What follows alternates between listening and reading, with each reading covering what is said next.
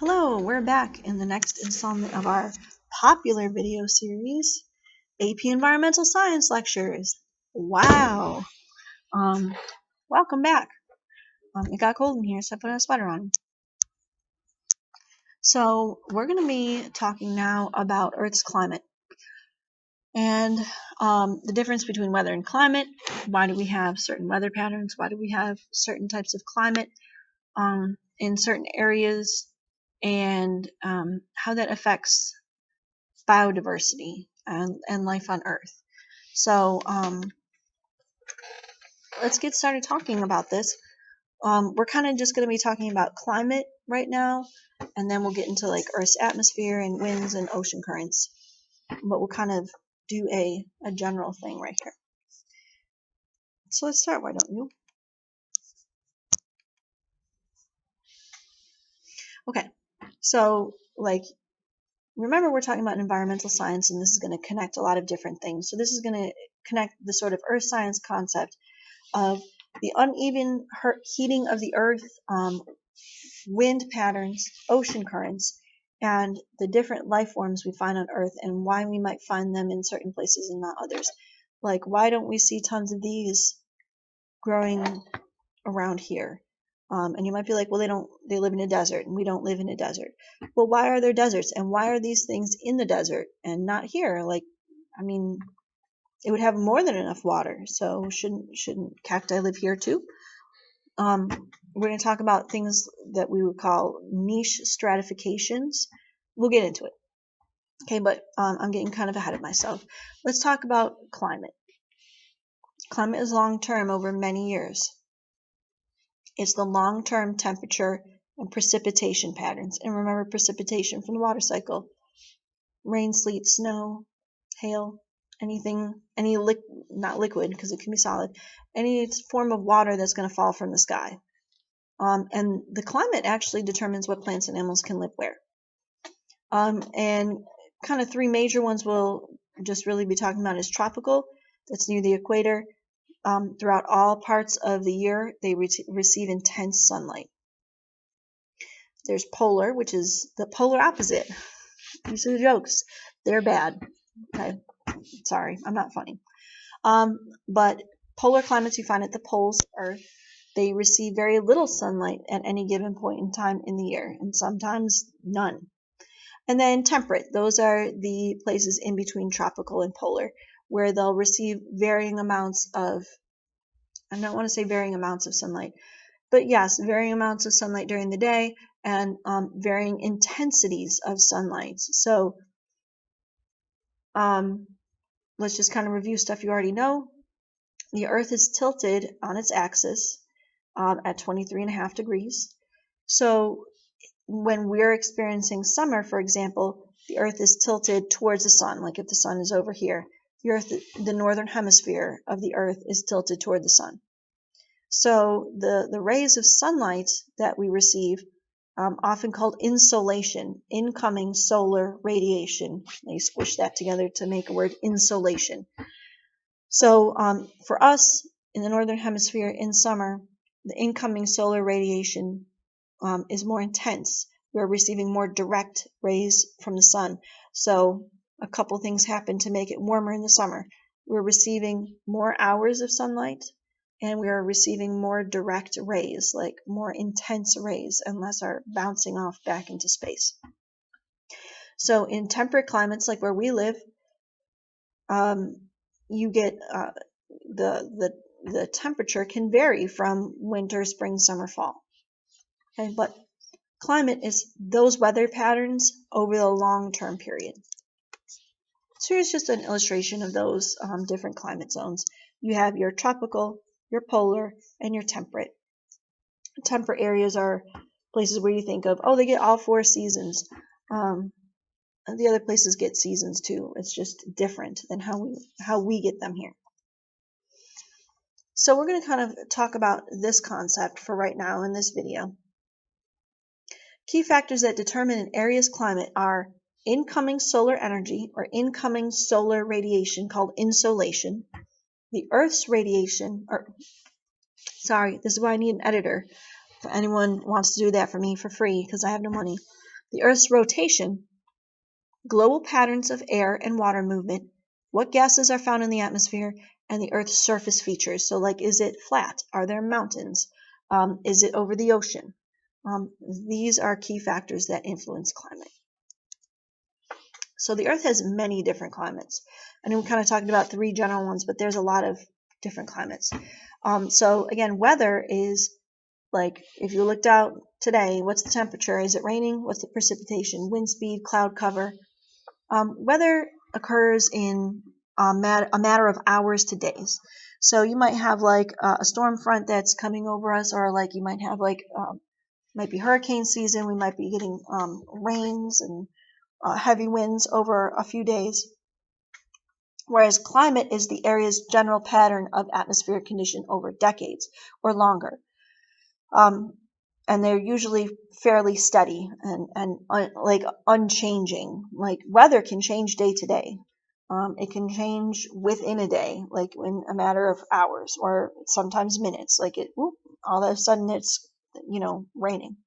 Whereas climate, when it's going to be hot and cold in general. So here's a map. You can find this in your book as a reference. A picture, the same picture, one very, very much like this. But it shows us the Earth's current climate zones. So you have polar up here and down here. Then right here in the middle, you have your tropical zones close to the equator. And then in between, you have your temperate zones. Okay. What I like about this map, hold on, let's look at it a little bit bigger, is that it shows the ocean currents in there, and it shows like what you consider warm currents and where they go, and cold currents and where they go, which can help explain why somewhere like Great Britain, even though they're very far north in latitude, they're not like experiencing like a more polar climate like they would in parts of Russia that are at that same latitude. It's because there's warm ocean currents that bring warmth up to those places. And these currents are determined by the uneven heating of the earth and where sunlight comes in and where there's land and where there's ocean. So we're going to talk about those. We'll try to do a lab in some way with those. This is where I wish we were here in person, but here we are. So let's talk about why Earth has many different climates. Let me go back really fast. So you can see, like, yes, we can see polar, we can see tropical, we can see temperate, but it's not just that. You've got subarctic, where it's like got lots of snow cover most of the time. You have places where they have mostly cool temperatures, it's not getting that hot. Places like where we are that has warm temperatures. Places where it's just generally dry, where they don't get lots and lots of rainfall because of where they are and land formations that are around them. Green is like tropical areas. You can see where the tropical is. It's in here in between the tropics. Isn't that weird how it works out? And then this light where it says major upwelling zones. Gosh, this might take you all the way back to 8th grade, but upwelling are events that occur that bring nutrients from farther down in the ocean up, which is good for sea creatures that live there. So why does Earth have all these different climate zones?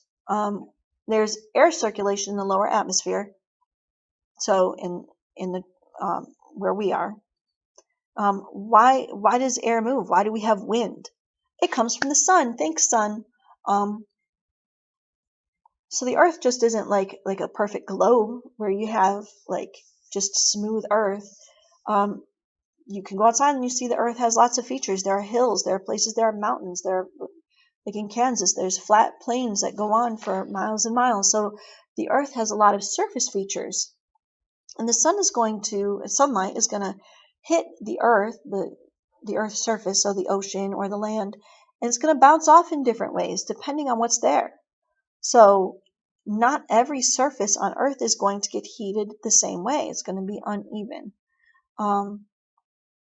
Then the Earth is rotating. We have day and night, so it's constantly rotating, and it's tilted on its axis, so you also have the seasons to factor in. And then the air, water, and land have different properties, like they heat differently. Like water can absorb a lot of energy before the temperature goes up. That's why if you go to the ocean, you're like, and it's July, you're like, this water's freezing. Even though it's hot outside, it's because the ocean needs to absorb a lot more heat from the sun before it will heat up at all. And then the ocean currents. So you have prevailing winds across the ocean. So like if you remember in history how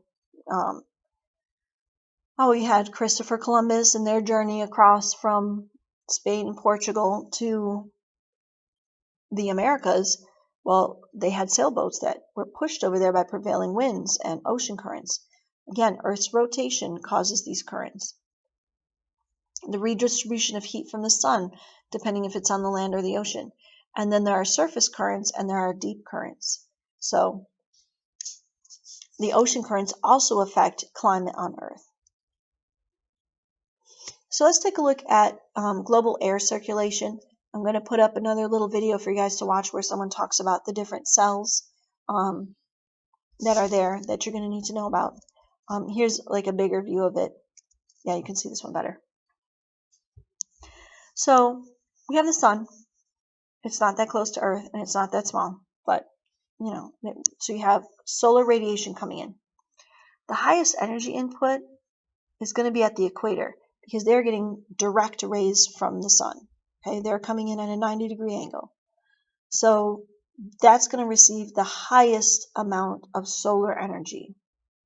We're gonna try to do a little activity with that. I'm working on making it right now. I'm not sure how it's going to work. It would work better if we were here in person. I could do it with you, but I will try. Anyway, it has to do with this. It has to do with insulation and understanding like the direct rays of the sun. Okay, so as you go towards the poles, they're receiving more and more indirect rays from the sun, which are more likely to bounce off. So some is going to go, but look, a lot's probably going to bounce off into space. So that's another reason why closer to the poles, things are cooler. It's because they're receiving less direct sunlight. Even if it's like, let's just say it's spring and the North and South Pole are both receiving sunlight. They're not going to maybe receive the most direct sunlight. So, oh no, what happened? Sorry. So here at the equator, that's where you get your tropical rainforests, your tropical forests. And as you move towards either of the poles, because they're getting less direct sunlight radiation, you're going to see different biomes. That deciduous forest or a hot desert.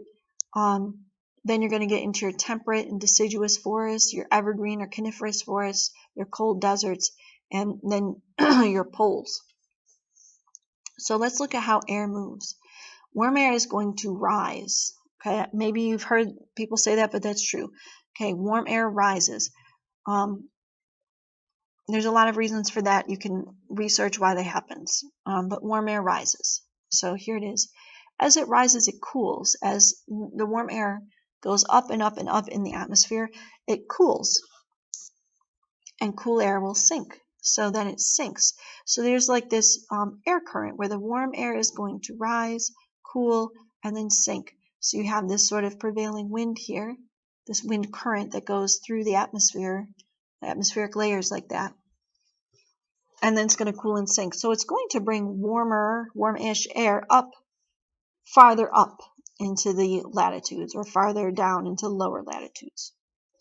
Then the air cools and descends at lower latitudes, sort of like the Tropic of Cancer or the Tropic of Capricorn.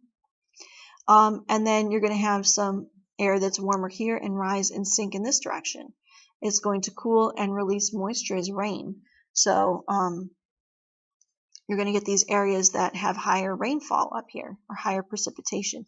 Same thing here at the tropical rainforest.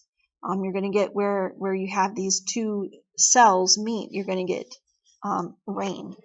So when you have like these different pressure systems meeting each other, they're going to produce precipitation. So that's why you have a rainforest. That's why you have these areas.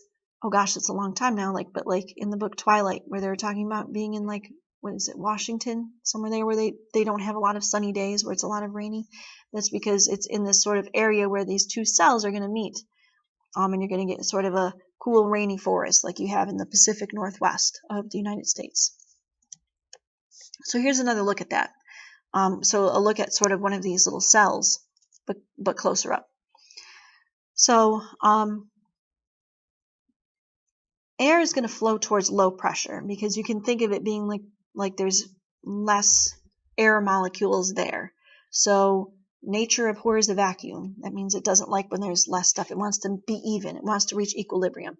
So you have an area where there's high pressure. So like maybe you can think of it like more air molecules. They're going to want to go and even out. So then we're going to want to go where there's fewer air molecules and sort of even out. So things are going to move towards an area of low pressure. So as air is flowing, like warm air that's lower and warmed up by the sun, it's going to flow toward an area of low pressure. It's going to pick up moisture, because the water vapor can be absorbed more easily into warm air, and that's where you get humidity from. Then you have this hot, wet air. It's going to rise, expand, and then cool and form a cloud. That's where you're going to get some condensation and precipitation. You're going to have higher pressure up here. And then some heat, if this was hot air, is going to be released to space. So then you have this high pressure system where you have cool, dry air. That's where you have like a cool, sunny day. It's going to fall, compress, and get warmed up by the surface. And then you have warm, dry air. And then it's going to go again, and you're going to have wind that's going to bring that air towards an area of low pressure. So that's where you get these like wind currents from.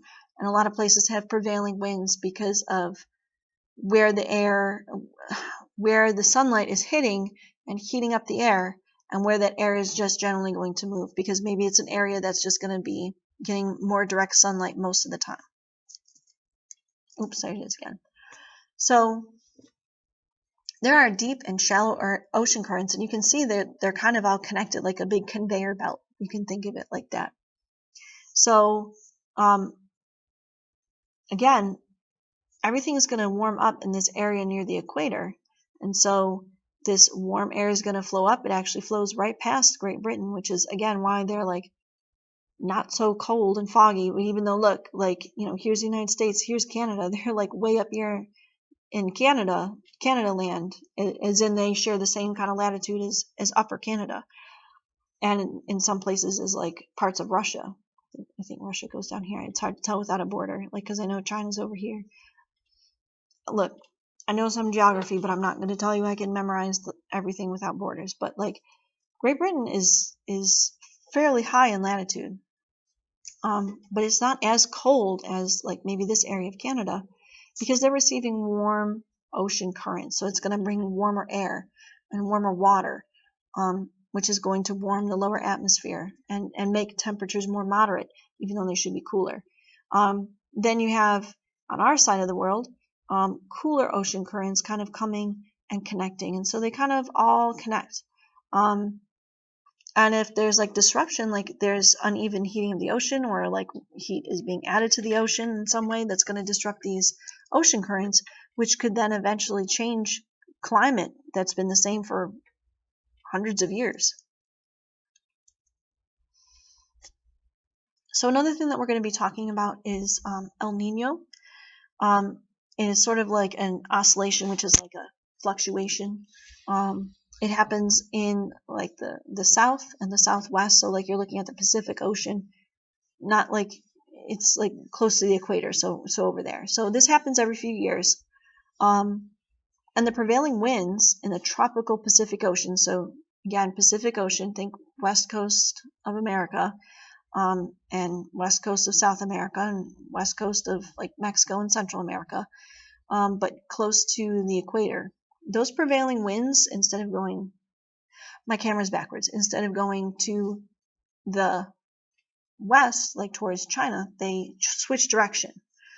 And that can affect Earth's weather for 1 to 2 years afterwards. So El Nino as a concept, so if you, for example, see this on the AP exam, or they start asking about it, El Nino is used as an example to show a link between air circulation, ocean currents, and biomes. So we're going to do something in class together about El Nino. I'm going to give you some things, but and I'm going to post another video about it. So I really encourage you to read the chapter about it. I really encourage you to watch other videos about it. And then when we do our activity about it, hopefully it'll help deepen your understanding of what El Nino is. And I'll show you the world's greatest explanation of El Nino in class. I'm not going to fit it in here. I'll show it to you in class if I can find it. So let's look at normal conditions versus El Nino. So here we have U.S., Central America, South America. So normally those winds are flowing westward. Okay, and they're going to push warm water towards Australia, and it's going to cause rainfall to go in that direction. But in El Nino years, those prevailing winds switch direction and actually blow eastward, and that causes this kind of weird shift where we have rainy periods sort of like in the middle of the ocean. So you're going to get more storms in the middle of the ocean. That's a problem for people in Australia and Southeast Asia because that causes droughts. So it's something that they're aware of and prepare for. And since the prevailing winds going westward weaken, it causes updrafts and storms. It can cause potentially very large storms in this part of the world. So what's the impact of that? So just changing one prevailing wind here it affects literally parts of the entire world. So like I said, in parts of Australia and Southeast Asia, it's going to cause a drought because normally those winds push moist air this way and cause rain here. In El Nino, it doesn't happen. It causes droughts here. And even in Madagascar and southern parts of Africa. And then, strangely, like, here, throughout here, and in the southern United States, it causes unusually high rainfall. And then, I grew up, let me see if I can find it, like right there, right where my mouse is. That's where I grew up. So, where I'm from, people didn't mind El Nino because it meant it was warm, unusually warm. And over here, where'd you go? Over here, I feel like it's unusually cold, like all the time. So in certain parts, it causes unusually warm periods. And that's one wind. Again, just to kind of tie back to climate change, if we are changing our climate, if we are doing things, it's going to affect ocean currents and wind currents. If this is like a natural pattern, El Nino, that happens, where one set of winds change, imagine if we keep changing the climate to the point where multiple ocean currents and multiple prevailing winds change. That's going to change the climate drastically for all these places. And think of the other things that can affect crop production, farming, just how you're going to go about your day if there's like really large storms like hurricanes. So greenhouse gases in the lower atmosphere are going to warm the atmosphere. Or greenhouse gases, in the atmosphere in general are going to warm the lower atmosphere where we are. What are greenhouse gases? Water. I know maybe you don't think about water vapor being a greenhouse gas, but it is. CO2, CH4, and N2O. These are some of the major greenhouse gases. I had you guys make flashcards so you would know what these are. So hopefully they'll give you a reference when we talk about them. So those are the major greenhouse gases. Are there others? Sure, but those are the main ones we're going to talk about. So there's a natural greenhouse effect, and that keeps Earth habitable. It keeps us from freezing over and just being a big giant ball of ice. So the natural greenhouse effect, that's fine. We need some of these gases to keep and trap heat in our atmosphere so we don't freeze. So that's a positive thing. But the problem is human enhanced. The word that we want to use for that is anthropogenic. That means human caused. Global warming is a problem because we are putting vastly large amounts of these chemicals into our atmosphere, and that's going to change the climate, and it has been. And there's data to show that it has been, and that it's human caused. So hopefully now you can kind of understand a little bit more why that would be bad. Like some people are like, oh, well, temperatures will go up. Okay. That's okay. I want to be warm. I like it warm. Me personally, I actually do like it warm. I really don't like the cold. But that doesn't matter because it's going to impacts so many other things that it's going to be a very bad thing. So remember, if it changes the prevailing winds or ocean currents, you're going to have climate shifts all over the planet that people are not prepared for, that maybe would cause us not to be able to grow the crops that we need to live. And that's a problem. So I'll also show you in class like a really cool video about the greenhouse effect that I like, that I think sums it up perfectly in a way I can understand. But let's look at the flow of energy to and from the earth. So we get our energy from the sun. Thanks, sun. I love the sun. So ultraviolet radiation comes in, and that's can be harmful to us. It can damage our DNA. And give you a sunburn. Most of the ultraviolet radiation from the sun is absorbed by our ozone. Thanks, ozone. That's why we can have life on land. Thank you. Then we have visible light that's absorbed by the earth, and then some of that is reflected by our atmosphere off back into space. And along with this visible light, we also have an ultraviolet radiation. We have like the heat energy that comes with that. So the lower part of the stratosphere, that's called the ozone layer. So the ozone O3 layer is located in the stratosphere. So when we get solar radiation coming in, it's going to add heat to the troposphere. And then some heat is given off by Earth and sent out, radiated as heat, out into space and lost. But the greenhouse effect keeps some of that heat here in the Earth. And again, the natural greenhouse effect is not bad. We need that. We need some heat to be stored in to keep warmth on Earth when we rotate away from the sun. Or so it's not just coming in and bouncing right back out, all of it, because then it would be like the moon. Okay, so that's not good. But the human-caused greenhouse effect is adding more and more and more of those greenhouse gases to the atmosphere, causing more and more and more of that heat to be trapped in our atmosphere, thereby heating up the earth and exacerbating various problems on Earth. So the surface of the earth affects local climates. So like I said earlier, heat is absorbed differently by land and water. So you could have like a land breeze or a sea breeze. So I grew up near a lake. I grew up near Lake Erie. And if you were near the lake, there's like a wind that comes off. And it's a cold wind. That's because the land absorbs heat more quickly than the water. The water can absorb a lot more without its temperature going up very quickly. So that's the difference between like a land and sea breeze. Like you'd have cooler air come and moist air. Something that we don't have here that I had growing up is called lake effect snow. So in the winters, when you'd have these air currents picking up moisture, they'd pick up moisture over Lake Erie, and the prevailing wind would push that towards western New York. And then all of a sudden, once it hits land, and the land is a lot colder, so land gives up heat a lot faster. So water takes a long time to absorb heat and raise its temperature. It also takes a lot longer for water to lose heat. So in the winter, it would be freezing temperatures, but the lake wouldn't freeze for a while. It would take longer for it to freeze because it just had so much absorbed heat energy in it. Anyway, so you'd have the clouds building up over the water of Lake Erie. The winds would be pushing them towards western New York, so they'd be pushing them east over the lake. And then you just get this big snowstorm where it could drop 3 feet in a couple hours. I've had that happen multiple times. It's called a lake effect. Look it up. It's not fun when you live there, and nothing gets closed, by the way. Nothing gets closed. You know how around here things get closed when there's like, oh my gosh, it's going to snow. Delay, help.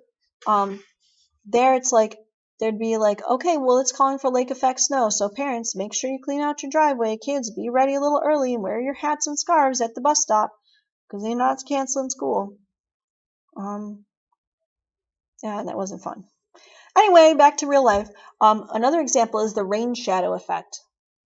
So most precipitation is going to fall on the windward side of mountain ranges. So let's take and then the deserts would form on the leeward side. So let's think of a mountain range. Let's think of in like California. So the west coast of the United States. So you've got, I'm going to use my mouse here. So like, let's pretend this box here is the United States. You've got the Pacific Ocean, here's the Atlantic. So we're looking at this side. California is like right over here.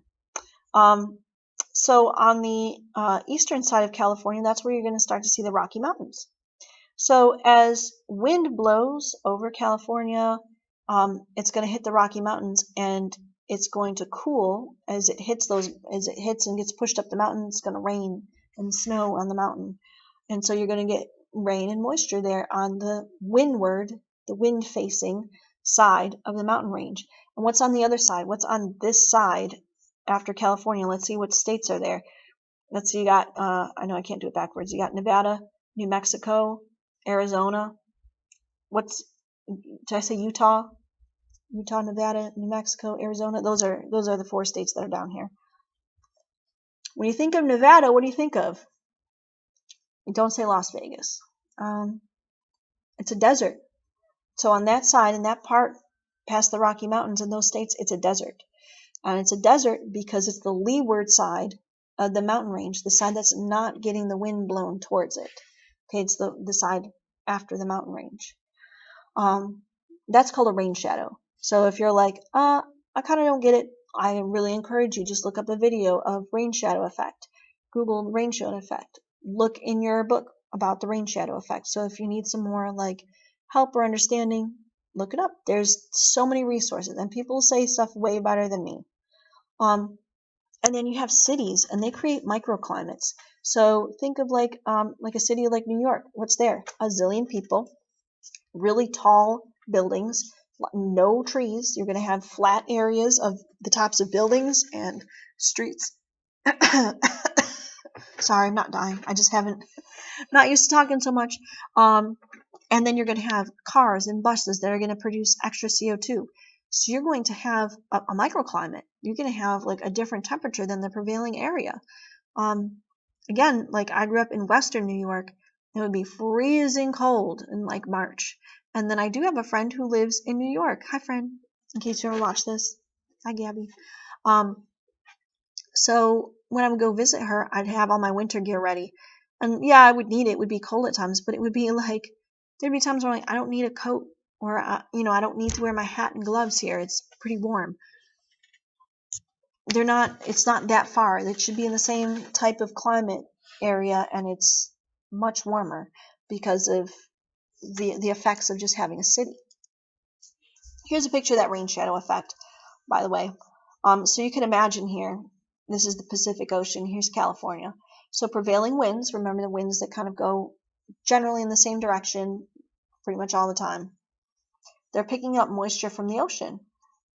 Here they are, just being warm, life is great. So this is the windward, wind facing, I like to think of it, side of a mountain.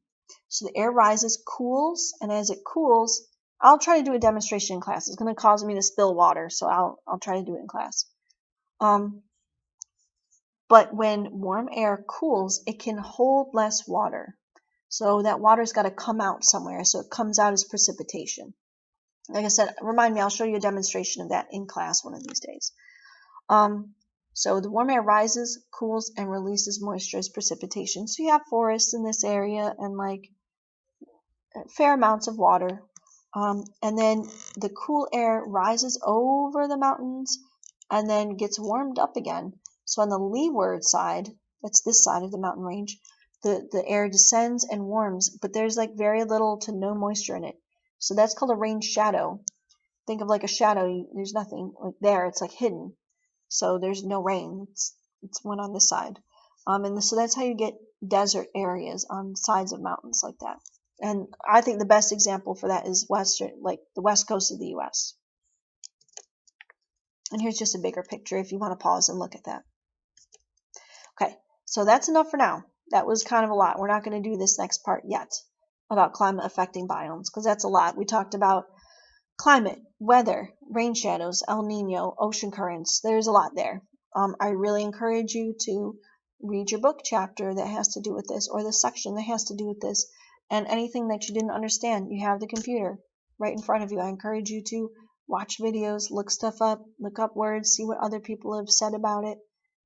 There's lots of people who've said stuff better than me. I'm not saying that to be disparaging. I just mean like people have been doing this for years and are actually professional. I'm just a person in front of their computer. So read about it, watch about it, learn about it, and yeah, be ready to tell me about the things that you learn in class. So I hope that helped kind of straighten things out and explain some things for you, and I'll see you later.